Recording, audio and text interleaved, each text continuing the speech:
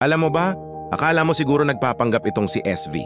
Hindi totoong pagtulong ito sa isang show na Dear SV. Ganito yan. Kailangan mong maintindihan na sa bawat umaga, milyon-milyong Pilipino ang bumabangon, dala ang pangarap para sa kanilang mga mahal sa buhay.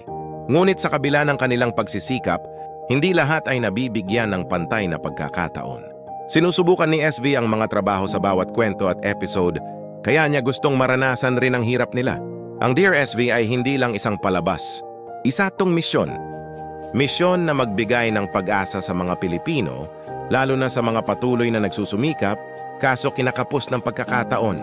Si Sam Verzosa, ang inspirasyon ng programang ito, ay lumaki na pinapahalagahan ng aral mula sa kanyang ama. Ang tunay na tagumpay ay makakamtan mo kung hindi mo makakalimutang ibahagi ito sa iba. Sa bawat episode ng Dear SV, binibigyan ng bagong pag-asa ang mga pamilyang tulad nila. Mga buhay na muling pinapasigla. Mga pangarap na muling inaabot. Hindi lang tulong ang hatid ng Dear SV. Pag-asa ito para sa mas magandang bukas. Para sa mga estudyanteng nangangarap, sa mga manggagawang pilit na bumabangon, pati na rin sa mga pamilyang patuloy na lumalaban. Sa bawat kwento may pag-asa. Sa bawat pag-asa may pagbabago. At sa bawat pagbabago, naroon ang malasakit ng Dear SV. Ang Dear SV ay hindi lamang isang programa. Patunay lang ito na sa pagtutulungan, ang bawat Pilipino ay may kakayahang umangat.